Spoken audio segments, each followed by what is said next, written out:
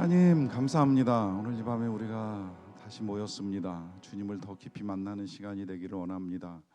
주님을 만나서 주님이 주시는 안식, 주님이 주시는 평안, 주님 주시는 쉼을 누릴 수 있기를 원합니다. 예수님의 이름으로 기도하옵나이다. 아멘. 이 밤에 함께 나누실 하나님 말씀은 마가복음 6장 30절부터 34절까지 말씀입니다. 마가복음 6장 30절부터 34절까지 말씀입니다. 신약성경 제가 가진 성경으로 63면입니다.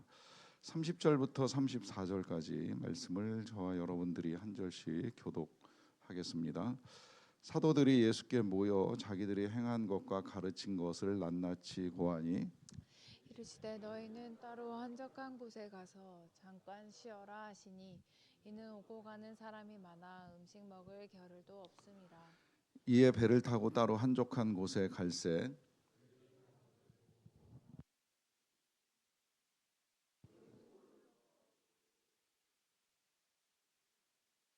같이 읽겠습니다.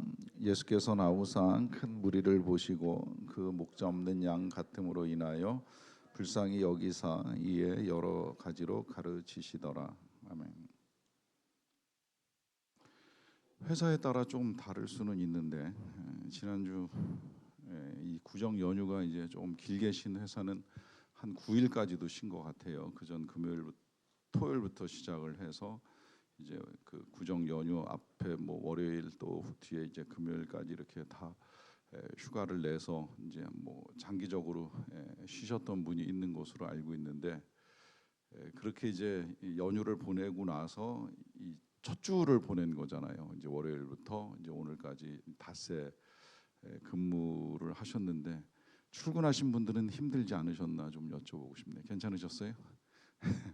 그리고 이제 그 선교를 나간 팀이 이제 수요일 날 저녁에 귀국해가지고 이제 밤에 다 귀가를 한 걸로 알고 있는데 이제 이틀이 지났습니다. 제가 오늘 이렇게 둘러보면서 좀 놀랐어요. 이제 10분이 갔는데 오늘 이 밤에 5분이 이제 지금 제 눈에 보이더라고요. 피곤하지 않으세요? 괜찮으세요? 괜찮으세요? 네. 우리 정 전도사님은 지금 막 피곤이 온몸에 파도를 칠 겁니다. 왜냐하면 수요일 날 밤에 이제 들어와서 어제 오늘 이제 내일 있을 성경학교 준비하느라고 어제 아침부터 하루 종일 오늘 아침부터 하루 종일 했기 때문에 저 피곤하단 말이 이제 그냥 하는 말이 아니에요. 제가 보기에도 피곤해요. 저는 정말 진심으로 이제 어제 수요일 날 귀국했으니까 어제 하루 우리 박 목사님 이제 쉬시라고 하려고 했는데 장례 났잖아요. 그래서 어제 저하고 같이 이제 전주까지 또 갔다 오느라고 쉬지 못하고 그냥 이제 바로 이제 일상이 이렇게 이어나가니까 굉장히 힘들 거라고 생각이 들어요. 그래서 왜 이렇게 힘든가 우리 정 전사님이 그렇게 얘기하니까 또 한 분은 그러시더라고요. 어딜 가나 안 가나 난 아침에도 힘들고 하루 종일 힘들어 늘 힘들어 이제 이렇게 말씀하시는 교역자도 한 분 계셨는데 이제 그만큼 우리의 인생이 고달픕니다. 여러분 인생은 어떻습니까? 이 한 주간 어떻게 이제 보내고 오셨는지요? 한 가지 분명한 사실은 이제 우리는 다 몸을 가지고 살아가기 때문에 어쨌든 쉼이 필요합니다. 안식이 필요하지 않은 사람이 어디 있겠습니까? 우린 다 쉬어야지요. 하나님이 천지를 창조하시고 엿새 동안 세상을 만드신 다음에 이제 여섯째 날에 안식하셨잖아요. 왜 안식하셨겠습니까? 하나님이 피곤하셨을까요? 하나님은 피곤하지 않으시죠. 물론 해석에 따라서 우리 이제 하나님이 안식하신 그 부분에 대해서 출애굽기 그 31장 17절 말씀에 보면 이제 다시 모세가 계명을 주면서 너희들은 이제 이 안식일을 지켜 거룩하게 하라라고 하는 명령을 내리고 난 다음에 이는 하나님께서 옛날 번역으로는 쉬어 평안하게 하셨느니라 번역되어 있고 지금 이제 우리 개역 개정에는 하나님께서도 쉬셨느니라 이제 이렇게 번역되어 있는 그 구절이 영어 성경에는 God was refreshed 해가지고 이제 하나님도 이 다시 프레시할 수 있는 시간이 필요하셨다 이제 이런 식으로 번역이 되기는 했어요. 그런데 그 번역 맞나 조금 의문이 드는 건 왜냐하면 하나님은 쉼이 필요하신 분이 아니시거든요. 오히려 하나님이 우리에게 요청하신 명령은 그로 쉬지 못하시게 하라 하는 명령이었어요. 하나님 쉴까봐 기도 쉬지 말고 오히려 하나님이 쉬시지 않게 우리가 기도를 열심히 해서 하나님을 움직이게 해야 된다는 것이 하나님의 뜻입니다. 성경에 나타난 하나님의 뜻이에요. 이만큼 이제 하나님이 쉬실 필요는 없는데 그 쉼이 필요 없으신 하나님께서 왜 7일째 안식하셨을까요? 그 7일째 안식하신 이유는 이제 우리에게 이 안식을 주시기 위해서, 우리에게 안식이 필요하고 우리에게 쉼이 필요하다는 걸 하나님이 알려주신 거예요. 그래서 그 쉴 때는 다 쉬라 그랬잖아요. 너뿐만이 아니라 네 자녀들, 네 집안에 있는 종들, 가축들까지라도 다 쉬어라. 너만 쉰다고 또 남은 일하게 만들지 말고 너와 함께 그 누군가도 반드시 다 이제 쉬게 하라 하는 명령을 내리실 만큼 사람에게 있어서는 이 쉼이라고 하는 것이 이제 굉장히 중요하다는 걸 하나님이 아셨고 또 그걸 명하셔서 어떻게든 이제 우리에게 쉼의 시간을 가지게 하셨어요. 개인적으로는 이제 저희 집은 그래서 뭐 누군가 쉬고 있다면, 가족 중에 누구라도 쉬고 있다면 절대 안 건드려요. 일단 그가 충분히 쉬고 휴식에서 이제 움직일 때까지는 뭐 누가 되었든지 이제 건드리지 않고 쉼을 충분히 이제 서로 누릴 수 있게 해줍니다. 그래야지 또 이제 이 저질 체력이 다시 힘을 얻고 이제 일상을 살아나가기에 어려움이 없게 이제 살아갈 수 있도록 해주기 때문에 그만큼 이제 쉼을 이제 중요하게 여깁니다. 자, 그러면 이제 우리 예수님이 우리가 읽어왔던 마가복음에 이렇게 이제 읽어 나가다 보면 이제 좀 오래된 내용이긴 합니다만은 1장에 예수님이 새벽부터 굉장히 이제 바쁘신 모습을 보여주거든요. 새벽에 일어나자마자 한적한 곳에 가서 따로 기도하시다가 기도 끝나기가 무섭게 사람들이 몰려올 때 만나가지고 이제 열심히 고쳐주고 도와주고 하시다가 그 지역에서 끝나기도 전에 제자들 불러가지고 우리가 다른 마을로 가자, 거기서도 전도하리니라고 하면서 또 이 제자들 이끌고 옆에 동네로 이렇게 움직이면서 하루 종일 사역하는 모습을 이제 보게 되는데, 자, 그렇게 그러면 분주하게 움직이신 예수님께서는 쉼의 시간을 어떻게 가지셨을까라고 하는 이제 의문과 함께 이제 오늘 본문을 우리가 같이 들여다보게 됩니다. 자, 요 본문을 보실 때 지금 이제 조금 이제 되짚어 봐야 될 것이 있는데요. 그것은 지금 우리가 읽어 나가던 그 내용 중에 다른 사건 하나가 중간에 껴드는 바람에 이제 이게 또 이제 혼동스럽게 됐어요. 이게 이제 마가의 서술 방식이라 그래가지고 우리가 전에 이제 5장쯤 읽을 때 그런 사건 접했잖아요. 회당장 야이로의 딸을 고치러 예수님이 가는 중간에 사건 하나가 껴들죠. 무슨 사건이에요? 12해 동안 혈루증 앓던 여인의 사건이 껴들잖아요. 그래서 가다 말고 멈춰서서 그 여자 이제 고쳐주고 능력 나간 거 확인하고 그러다가 다시 이제 이어가지고 이 야이로의 집에 가서 그 딸을 살려내시는 사건으로 이제 그 마무리가 되는데, 오늘 6장 또 그래요. 6장 보시면 원래 6장의 이제 주된 내용의 시작은 뭐예요? 예수님이 제자들을 부르셔가지고 제자들을 파송하는 이야기였어요. 그래서 뭐 전대나 주머니나 뭐 배낭이나 뭐 매지 말고 지팡이 하나만 가지고 뭐 가라, 뭐 신발도 2개 필요 없다, 막 이런 말씀 읽었던 거 기억나시죠? 그렇게 해서 제자들을 보냈어요. 보내고 사역도 했어요. 그런데 갑자기 중간에 끼어든 사건이 하나 있어요. 뭐예요? 세례 요한의 죽음 사건이에요. 이걸 이제 우리가 한 3번에 걸쳐서 저하고 보다 보니까 제자들 파송한 이야기, 파송 갔던 제자들이 돌아온 이야기는 이제 좀 기억이 희미해졌을지 모르겠는데, 어찌되었건 이제 우리가 오늘 본문은 그 앞에 있었던 그 사건, 제자들을 파송한 사건하고 연결되는 이제 스토리이고요. 그런데 왜 여기에 지금 마가는 세례 요한의 이야기를 그러면 갑자기 여기다 끼워 넣었을까 하는 이제 이런 의문이 있을 수 있어요. 뭐 해석에 따라서는 그렇게 제자들이 파송받아 가지고 나가서 전도하고 복음 전하는 사역을 하는데, 이런 사역이 어떻게 보면 이제 그 결과가 우리가 지난번에 읽었던 6장 13절에 보면 많은 귀신을 쫓아내며 많은 병자에게 기름을 발라 고치더라라고 하는 말씀에서처럼 많은 기적, 많은 능력 나타날 수 있어요. 놀라운 은혜를 충만하게 경험할 수 있어요. 그런데 항상 그런 것만은 아니라는 사실을 우리에게 알려주기 위해서 세례 요한의 죽음 사건이 같이 섞여 있는 거 아닌가 해석을 하기도 합니다. 사역에는 능력 있는 하나님의 역사만 나타나는 것이 아니라 사역 중에 고난당하고 핍박받고 심지어 순교까지 겪는 일도 있을 수 있다는 이 사역의 양면성을 우리에게 알려주기 위해서 요한의 순교가 이 사이에 들어간 거 아니겠는가, 이제 그렇게 보는 시각입니다. 뭐 그것도 저는 뭐 틀리지 않다고 생각이 들어요. 사역은 항상 은혜만 있는 건 아니죠. 사역에는 고난도 있고요. 또 사역에는 시험도 있어요. 사역 나갔다고 해서 뭐 다 은혜만 받고 오는 게 아니에요. 참 안타깝게도 매번 선교 가면 많은 사람들이 은혜를 받는데 가끔은 시험에 빠진 사람들 이야기를 들을 때도 있어요. 그래서 이제 저는 다신 선교 못 가겠어요, 뭐 이렇게까지 저한테 직접 말씀하신 분의 말씀을 들어본 적도 있고, 이번 선교도 굉장히 풍성한 은혜가 많았지만 그 중에 또 이제 아쉬움을 이제 토로하는 이야기도 듣기는 했어요. 이런 경우들이 누구에게나 있을 수 있다라고 하는 것 때문에 이 제자들의 파송 사건과 함께 세례 요한의 이제 죽음 사건이 섞여 있습니다.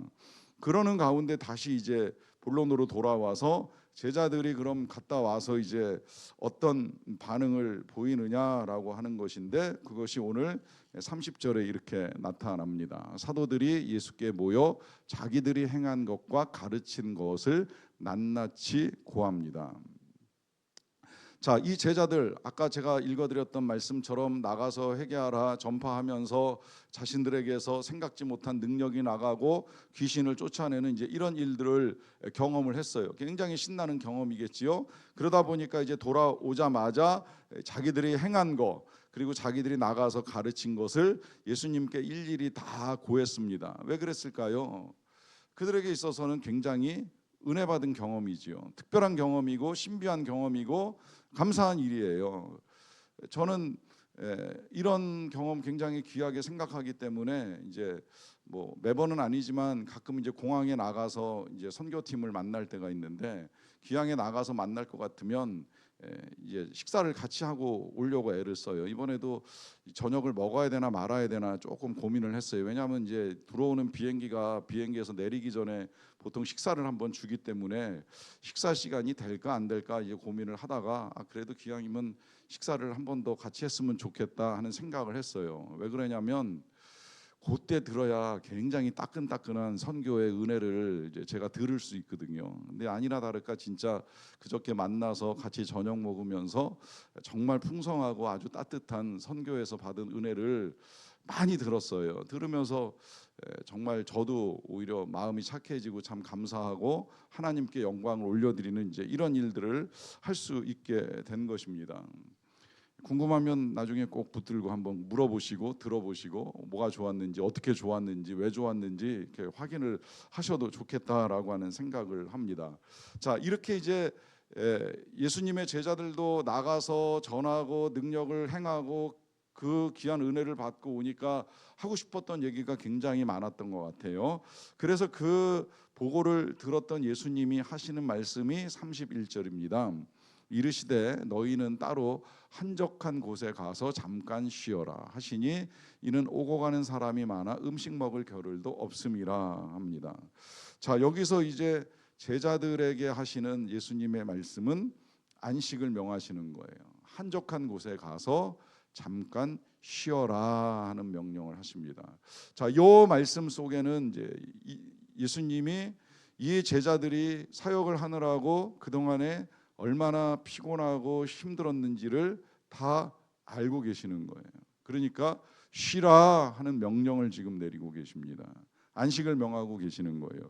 심지어 지금 그들이 오고 가는 사람이 너무 많다 보니까 어디 이렇게 조금 시간을 내거나 공간을 이렇게 따로 내서 먹을 만한 겨를도 없이 굉장히 바쁘게 이제 움직였었던 것 같아요. 그러다 보니까 이 모든 것들을 아시는 주님께서 따로 좀 이렇게 공간을 만들어서 쉬는 것이 어떻겠느냐 하는 이제 제안을 하시는 거죠. 자, 여기서 말씀드린 대로 예수님은 우리의 쉼을 귀하게 여기십니다. 그래서 하나님이 세상을 만드실 때 낮과 함께 밤을 만드셨고, 그래서 우리는 낮에 일하지만 밤에 쉬게 해 주신 것이고 그 밤에 쉬는 것만으로도 부족하다는 걸 아시기 때문에 7일의 하루는 이제 안식하며 이제 시간을 보내게까지 하신 것이지요. 자, 이렇게 우리의 쉼을 귀히 여기시는 예수님이 이제 쉬라 하는 명령을 내리시니까 제자들이 방법을 찾았어요. 그 방법이 32절에 나옵니다. 이에 배를 타고 따로 한적한 곳으로 갑니다. 자, 요 상황 정말 쉴 수 있는 시간일까요? 여러분, 사람이 땅에서 쉬는 게 몸의 피곤이 빨리 풀릴까요? 배 타고 쉬는 게 몸의 피곤이 빨리 풀릴까요? 더구나 이 배는 유람선이 아닙니다. 뭐 고대 사회 이 갈릴리 바다에 띄우는 배라고 해봐야 그닥 큰 배가 없어요. 커봐야 물고기 150마리 정도 담으면 그냥 가득 찰 정도로 되는 배가 대부분인 거예요. 그러면 그 배를 타고 갈릴리 바다에 나갔을 때, 더더군다나 이곳이 만약에 이제 낮이었으니까 다행이지 밤이었다라고 하면 더 쉬기가 힘든데, 낮이라 하더라도 그 시간에 배를 타고 바다에 나가서 쉰다? 그렇게까지 쉼이 될까 하는 의문이 듭니다. 그러면 왜 제자들이나 예수님은 이런 방식의 쉼을 택했을까요? 그것은 일단 사람들로부터 거리두기가 필요했던 거예요.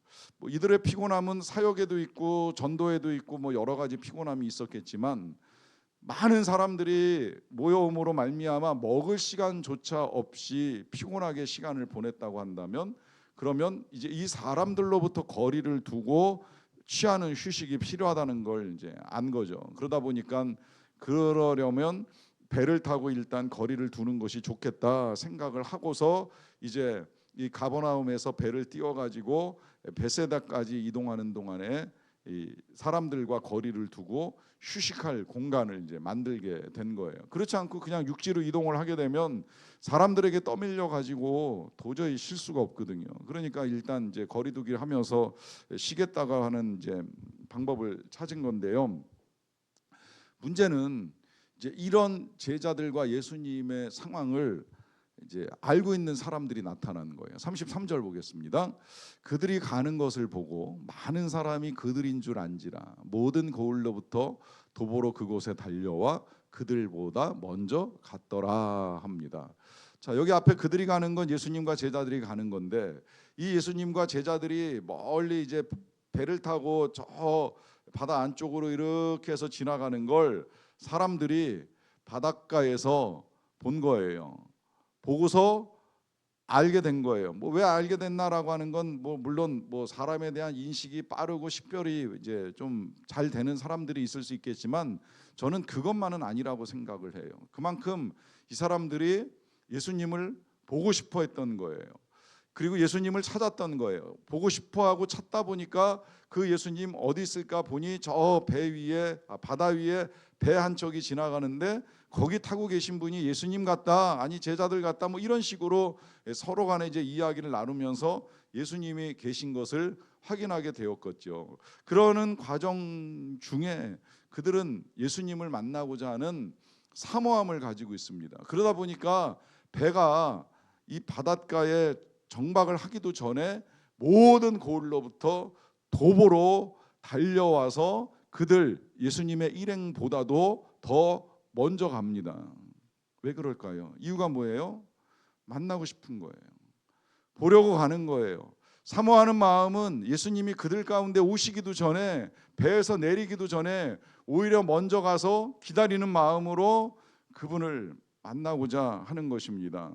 이것이 예수님을 만나고자 하는 사람들이 보여주었던 열정이고, 또한 그 기다림 가운데 결국은 그들이 예수님을 만나는 은혜를 누리게 됩니다. 그러다 보니까 이제 이들을 만나게 된 예수님이 34절에서 이렇게 이제 태도를 취하십니다. 예수께서 나오사 큰 무리를 보시고 그 목자 없는 양 같음으로 인하여 불쌍히 여기사 이에 여러 가지로 가르치시더라 합니다. 자, 여기 보시는 대로 이제 예수님이 배에서 내리면서 큰 무리를 보셨어요. 그리고 그들을 보는 예수님의 마음은 불쌍히 여기는 마음이었습니다. 이제 그러다 보니까 이제 예수님이 이제 가르침을 시작을 하시게 되는데 왜 그들을 불쌍히 여기는가 하는 이유가 여기 기록이 되어 있잖아요. 뭐예요? 그 목자 없는 양 같음으로 인하여 불쌍히 여기시더라 하는 것입니다. 자, 여러분, 목자 없는 양이 왜 불쌍합니까? 양이 목자가 없으면 자유롭지 않을까요? 목자가 없으면 편안하지 않을까요? 양 입장에서 잘못 생각하면 목자가 나 잘 키워서 털 깎아 먹고 고기 팔아 먹을 텐데 왜 이 양에게 목자가 필요합니까? 그리고 여쭤보고 싶습니다. 여러분들은 목자가 있으십니까? 여러분들은 목자가 필요하십니까? 왜 목자가 필요하다고 생각을 하십니까? 오래전에 이제 제가 신학교 다닐 때 읽었던 책인데 우리 교회 다녀가셨던 김남준 목사님이 쓰셨던 책이에요. 책 제목이 영적 회복은 불꽃처럼 번져가야 한다라고 하는 제목의 책인데 사실 그분이 그 책에 쓴 내용을 우리 교회 와서 부흥의 3일 하시는 동안에 이제 설교로 다시 다 해주셨어요. 그 설교하신 내용을 저는 이제 책으로 읽었던 내용인데 그 설교의 본문이 뭐였어요? 그때 부흥에 참석하신 분들 혹시 기억하시나요? 시편 23편 말씀이었습니다. 첫날 1절 말씀을 가지고 설교를 하셨는데 이 1절은 뭐 우리 사실은 다 기억하는 내용이죠. 뭐예요? 여호와는 나의 목자시니 내게 부족함이 없으리로다라고 하는 말씀입니다. 자, 이 말씀을 가지고 그 책의 첫 장 타이틀은 이렇게 붙어 있습니다. 목자는 있습니까? 하는 제목이에요. 설교를 듣던 설교를 읽던 여러분들은 목자가 있습니까? 라고 하는 제목을 가지고 말씀을 하셨어요. 자, 왜 목자가 있습니까? 라고 하는 질문을 하겠습니까? 질문을 하는 이유는 뭐예요? 우리가 다 양 같은 인생이기 때문입니다. 자, 이때의 양 같다라고 하는 말씀의 의미가 어떤 건지 알고 계시죠? 여러분들은 지금 양 그러면 어떤 이미지로 그리시는지는 모르겠어요. 뭐 우리가 일반적으로 뭐 순한 양 같아 그러니까 양이 굉장히 순한 것으로 알고 있고 또 양털같이 희게 되리라라고 하니까 양 그러면 깨끗한 동물로 알고 있습니다. 하지만 실제로 이제 중동에 가서 보면 절대 그렇지 않다는 사실을 확인을 하게 되죠. 양은 깨끗하지 않아요. 저는 양털이 흰 걸 본 적이 거의 없어요. 제가 본 양들은 다 더럽습니다. 태어나서 도살당할 때까지 제대로 한번 씻는 적이 있을까 싶을 정도로 그들은 그냥 그렇게 살다가 가는 인생이에요. 그런 그들이 순하다? 안 그렇습니다. 양은 생각보다 고집스러워요. 목자가 잘 어르고 달래서 끌고 가지 않으면 등치 큰 양들은 한번 버팅기면 꼼짝도 안 하고 움직이지 않는 고집스러움을 갖고 있어요. 그래서 때로는 목자의 막대기는 짐승만 때리는 막대기가 아니라 양의 목을 걸고 잡아당기는 용도로도 쓰일 수밖에 없는 거예요. 그래서 주의 지팡이와 막대기로 우리를 안위하시는 거예요. 이 양의 모습이 우리의 모습이라는 거예요. 심지어 이스라엘, 유대, 아랍 지역에서는 우리가 흔히 아는 애완견과 같은 놈이라는 이 표현 대신에 양 같은 놈이라는 욕을 합니다. 그만큼 양은 선하지 않다는 이야기를 하는 거예요. 아주 어리석고 무식하고 고집세고 더러운 인간을 욕할 때 쓰는 동물이 양입니다. 이런 양이 목자가 없으면 어떻게 될까요? 목자가 없으면 살 길이 없어요. 왜냐하면 양은 눈도 어둡죠. 그래서 왜 2, 3m밖에 못 본다 그러잖아요. 사나운 발톱, 이빨 없습니다. 심지어 잘 뛸 수 있는 다리도 없어요. 거기다가 이제 우리나라 뭐 대관령 뭐 산장에서 대관령 이렇게 목장에서 같이 양을 키우는 게 아니라 이 중동 지방은 풀이 곳곳에 있는 게 아니라 목자가 이끌고 찾아 나서지 않으면 풀을 찾을 방법이 없어요. 그러니까 이제 양이 혼자서 풀 찾으러 간답시고 갔다가 이제 길을 잃어버리고 헤매기 때문에 그 양 찾기 위해서 목자가 다른 양 버려두고 찾아가야 할 만큼 풀을 구하기가 그만큼 힘들다는 이야기예요. 그러니까 이 양을 이끌어 줄 수 있는 목자가 없으면 절대 살 수 없는 동물이 양인데, 바로 우리가 그런 인생이라는 사실이에요. 여러분, 우리의 인생이 왜 고달프고 힘들다고 생각을 하십니까? 왜 우리의 인생이 쉼이 필요하다고 생각을 하십니까? 왜 내 마음이 이렇게 힘들다고 생각을 하십니까? 여러분, 그 원인을 환경과 상황에서만 찾지 마시고, 정말 내가 목자가 있나? 나의 목자가 누구인가? 정말 하나님이 나의 목자이신가? 내가 그분을 믿고 따라가고 있는가? 그분의 인도하심이 싫어서 나 혼자 가겠다고 들판을 헤매고 있는 건 아닌가? 혹은 내가 먹을 양식을 찾기 위해서, 풀을 얻기 위해서, 물을 찾기 위해서 나 혼자 열심히 달려가고 있는 건 아닌가? 그러다 보니까 쉼은커녕 안식 없는 나날들을 보내고 있는 것은 아닌가? 정말 여호와가 나의 목자이시라고 한다면 우리의 입에서 나와야 되는 고백은 부족함이 없습니다. 감사합니다. 충분합니다. 넉넉합니다. 찬양합니다. 이런 고백이 나와야 돼요.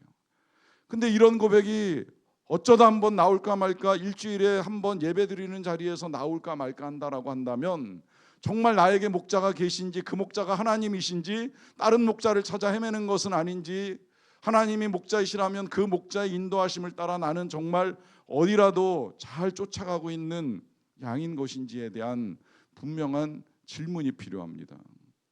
지금 우리 예수님께서 이 이스라엘 백성들, 예수님을 만나기 위하여 그 갈릴리 바닷가에 모인 수많은 사람들을 보면서 불쌍히 여기심이 이들에게 목자가 없었다는 거예요. 물론 이 말씀은 하나님 입장에서 이들을 이끌어줄 선지자도 제사장도 혹은 정치 지도자도 없었던 당시의 현실 때문에도 그렇지만, 아무리 그런 암울한 현실 속에서도 그들이 하나님을 목자로 인정하고 받아들일 수만 있었다면 얼마든지 평안하게 담대하게 살아갈 수 있는 사람들이었는데, 그렇게 살지 못하는 이들을 향한 하나님의 그 불쌍한 마음이 예수님의 창자를 찢는 것과 같은 고통을 가지고 그들을 보시는 거죠.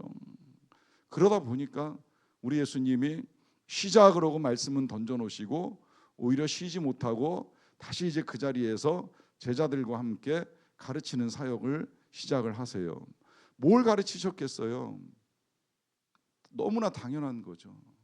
하나님이 우리의 목자가 되신다. 하나님이 우리를 먹이시고 쉬게 하신다. 푸른 풀밭에 데려가서 먹이시고 물가에서 쉬게 하신다. 이 메시지를 전하고 계시는 거예요. 더더군다나 이제 우리가 다음 시간에 저를 만나면 그 이어지는 사건과 함께 요 말씀을 보실 터인데, 자, 이들 밤늦게까지 말씀을 듣느라고 배고픕니다. 근데 그 배고픔보다도 지금 예수님이 전하시는 이 가르침이 더 중요한 이유가 어디 있겠어요? 그것은 그들이 떡으로만 사는 양 같은 동물이 아니라 하나님의 말씀으로 살아야 되는 하나님의 백성들이기에 그 말씀을 먼저 가르치시는 사역을 하시는 거예요. 이 가르침을 위해서 예수님이 제자들의 쉼을 중단시키시고 다시 이제 그들과 함께 이 귀한 사역들을 이루어 가십니다. 그러다 보니까 결국은 예수님이 제자들에게 이제 이 쉬라 하는 명령은 그냥 공원처럼 잠시 정말 배 타고 지나가는 그동안의 쉼뿐이었지, 진짜 제자들이 휴식을 취할 시간이 있었을까라고 하는 이제 의문이 드는 거예요. 자, 여기서 이제 우리가 생각해야 될 문제가 있습니다. 정말 이 땅에서의 쉼, 어느 정도 쉬면 충분할 것이라고 생각을 합니까? 제가 주일날 청년들 설교를 하면서 그랬어요. 이제 연휴가 이제 다 끝나고 그 주일이 딱 지나면, 지난 주일 이야기예요. 주일이 딱 지나면 이제 다 학교를 가든 출근을 하든, 방학이니까 학교는 안 가겠지만 어쨌든 이제 출근을 해야 되는 친구들이 많잖아요. 요새 우리 교회 청년들이 이제 어느새 취업한 청년들이 많아가지고 출근을 해야 되는데, 제가 그랬죠. 너희들은 내일 출근하는구나. 난 내일 쉬는데. 저는 월요일 쉬잖아요. 제가 월요일 쉬는 거 다 아시잖아요. 자, 그럼 저는 월요일이라고 무조건 쉴까요? 항상 쉴 수 있을까요? 그렇지 않죠. 월요일도 전 새벽에 나옵니다. 그러고 이제 월요일 날 뭐 일이 없으면 쉬는 날도 있지만 일이 생길 때조차 월요일은 내가 쉬어야 되는 날이니까 일할 수 없습니다라고 생각을 해본 적은 없어요. 제가 복음을 나누다가 한 2번 정도 그랬어요. 팀이 시간이 안 맞으면, 특히 이제 직장 생활하는 남자들 한 번 그랬고, 직장 생활하는 여자들하고 시간을 맞추다가 끝내 안 되면, 그럼 월요일 날 이제 뭐 오전에 합시다, 오후에 합시다 해가지고 이제 월요일도 와서 이렇게 복음 나눔을 한 적도 몇 번 있어요. 시간이 안 맞으면 필요에 따라서는 월요일 날 가르치는 시간이 필요하다라고 생각을 하는 거예요. 또 장례 같은 거 나면 월요일이라고 뭐 장례를 제가 하루 미룹시다 할 수는 없는 거잖아요. 월요일 날 발이 나면 그냥 월요일 날 가서 같이 이제 발이 나고 뭐 필요하면 안장까지라도 이제 끝까지 동행을 해야 되는 거니까 이런 사역들을 불편하거나 힘들게 생각을 하진 않습니다. 왜 그럴까요? 이유는 다른 것이 아니라 오늘 모시면 나중에 쉬지. 어차피 우리 육신, 아까 어느 교역자 말씀하셨다는 것처럼 우리의 인생 이러거나 저러거나 힘들 수밖에 없다는 거예요. 피곤하지 않은 인생 어디 있어요? 우리 주말에 이틀 혹은 뭐 하루를 쉰다고 한들 그걸로 충분히 이제 일주일을 달려갈 힘이 됩니까? 다시 월요일 날 또 출근하려고 하면 고단한 인생의 시작인 건 틀림이 없는 것이지요. 그렇다면 우리의 삶에 있어서 진정한 쉼은 무엇일까요? 여러분, 몸이 아무리 편해도요, 마음이 쉬지 않으면 아무 의미가 없다는 말씀을 지금 드리는 겁니다. 우리 예수님이 이 쉼에 대해서 하셨던 아주 유명한 말씀 있잖아요. 마태복음 11장 28절, 수고하고 무거운 짐진 자들아 다 내게로 오라, 내가 너희를 쉬게 하리라.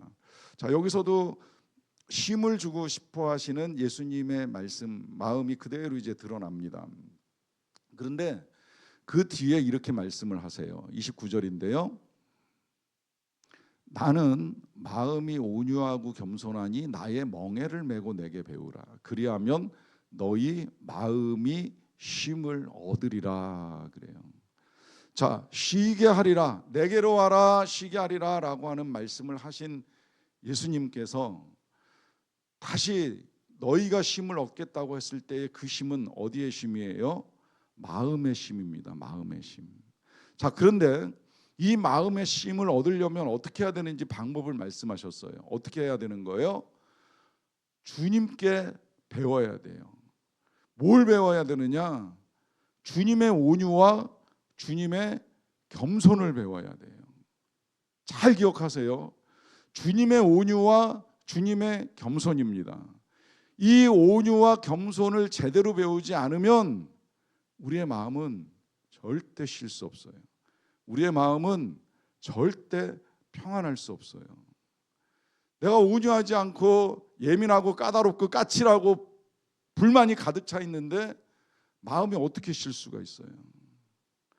내가 겸손하게 내 마음의 아픔과 고통과 힘든 걸 하나님께 맡기지 않고서 어떻게 내 마음의 안정과 쉼이 찾아옵니까? 여러분, 그래서 정말 내가 온유한가, 내가 겸손한가 되돌아보시고, 행여 내 마음이 지금 뭔가 짜증난다, 불편하다, 힘들다, 어렵다고 생각이 되면 다시 배우세요. 주님의 겸손을 배우세요. 주님의 온유를 배우세요. 여러분들의 마음이 쉬셔야 돼요. 여러분 마음을 쉬기 위해서 이 자리에 오신 거 아닌가요? 제가 이 말씀을 준비하다가 마지막에 그런 생각이 들었어요. 아, 진짜 이 자리에 오시는 분들 대단하다. 특히 지난 월요일부터 금요일까지 매일같이 출근을 했던 분이라고 한다면 정말 대단한 분들이다라고 하는 생각이 들었어요. 금요일 저녁 누구보다도 쉬고 싶은 시간 아닙니까? 일주일 동안 열심히 출근하고 퇴근하고 하는 일을 반복해서 닷새를 해왔으면 이 저녁에 그냥 집에서 텔레비나 보고 싶다, 잠이나 자고 싶다 할 수 있을 만한 분들이 제가 지금 여기도 여러분들이 눈에 띄는데, 뭐 그런 분들 아니면 사실 제가 그것도 놀랐어요. 어제 오늘 성경학교 열심히 준비하고서 오늘 저녁에는 못 오시겠지 하는 분들이 여기 또 몇 분 보이시더라고요. 내일 또 성경학교 해야 되는데, 그러면 이분들 도대체 언제 안식하지? 언제 쉴까? 선교 갔다 와서도 못 쉬고, 성경학교 준비하다가 못 쉬고, 출근하라고도 하다가도 못 쉬고, 지금 금요일 날 이 밤에 여기 와서 이렇게 기도하겠다고 앉아 계시는 이분들의 쉼은 도대체 언제 허락이 되는 걸까라고 하는 생각이 들었습니다. 그때 주님이 저에게 알려주신 거예요. 그들의 마음이 쉬기를 원한다. 여러분들의 마음이 쉬기를 주님이 원하십니다. 그러하게 여러분들의 짐을 주님께 의탁하시기 바랍니다. 여러분들의 그 짐을 내려놓고 주님의 온유함, 겸손함으로 참 평안 누리시기를 간절히 축원합니다. 기도하겠습니다. 하나님 감사합니다. 오늘 이 밤에 우리가 조금 더 주님의 마음을 알 수 있어서 감사합니다. 고단한 우리의 삶을 아시는 하나님, 피곤한 우리의 육신, 또 상한 우리의 마음을 아시는 하나님께서 내게로 오라 내가 쉬게 하리라고 말씀해 주셔서 감사합니다. 쉬기 원합니다. 안식하기 원합니다. 참 평안 누리기 원합니다. 예수님의 이름으로 기도합니다. 아멘.